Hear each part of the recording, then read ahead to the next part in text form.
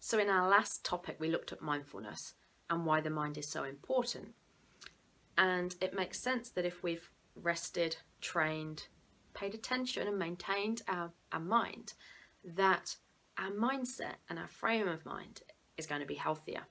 Now, this is key when we're thinking about our potential, when we're thinking about the challenges we might face, the risks we may want to take or not, our future growth and development, but also how we think about ourselves and the way we talk to ourselves. Because our minds can play tricks on us. We know this. We know that often when we've got a new job, our mind will say to us things like, I don't know if you're cut out for this. They're probably going to find out you don't know as much as they think you do. And our mind will tell us when we look in the mirror, you've got a big nose, your ears stick out, your hair's going grey. Whatever the things we tell ourselves when we look in the mirror, that's coming from our mind. But as well as this negative self-talk, our mind also tells us things like, we should please people, otherwise they'll think bad of us or they'll think we're not capable. We should say yes all the time, otherwise it looks like we can't cope. Saying no is selfish and it's not a thing that nice people do. So quite often our mind leads us into this space of not saying no or talking negatively to ourselves or beating ourselves up about whatever has gone on. A clear mind and a calm mind is also a positive mind. And we've got a lot of training to do when it comes to our positive mindset, because we do have this negativity bias. And if you've been to any of my imposter syndrome workshops, you'll have heard me talk about this negativity bias.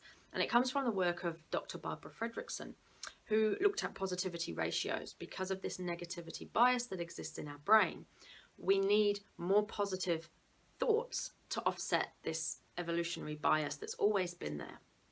Now, you know that this is the case because if I asked you to think about the last week, about anything negative that happened, maybe something that didn't go well, maybe a comment somebody said that upset you, it'll spring to mind like that. In fact, maybe more than one. Yet if I asked you to think of positive thoughts, interactions, experiences over the last week, it might take a while. Even if those positive interactions and experiences outnumbered the negative, even if there's only one negative thing that's happened to you in the last week and lots of positives, you'll remember the negative, you'll ruminate on the negative, and it's the negative that keeps us awake at night that we still think of 6 weeks later. It's how our brains are wired. Now, this was useful in evolutionary times when we are wired to scan the horizon for what's the worst that can happen. It's survival, it's preparing us for fight or flight. And that's why it exists. But in our current society, the way we've evolved, this negativity bias can often be our undoing, particularly where our mindset is concerned. It'll be the thing that tells us what we don't like about ourselves, as opposed to the other things people find beautiful. It'll be the things that talk about our weaknesses and why we're not good at our job, as opposed to the strengths and successes our bosses talk about at appraisal time. And it'll be the worries that say, maybe we shouldn't step outside of our comfort zone in case we fail, or what will people think, or is this the right choice, or what if I get it wrong, what if I don't know? And so cultivating a positive mindset helps us in all of these areas. One of the quickest ways of doing that is a gratitude practice. Again, really simple, doesn't take any time, doesn't cost any money. Yes, you can have a gratitude journal if you want to write things down, but it can be as simple as waking up every morning and thinking of 3 things that you're grateful for. This is something that I do, and it's training the brain's like training a muscle. You don't walk into the gym and lift the heaviest weight. And so you have to start small, and it's rewiring these neural pathways that have been formed over generations. So it makes sense that it takes time. It's not like flicking a switch. But if you do that every day, every time you do that, you're firing those neural pathways to think of the positive, to look at the positive. Now, this is not changing our life in any way. Our life will be exactly the same. It'll still be busy. There'll still be positive and negative, but we're training our brain to notice more of the positive, because at the moment we know that it favors noticing the negative. There's some interesting research done on gratitude practice. There's a lot of science behind it now, but there was some particular research done by Alex Korb in a published study called The Upward Spiral.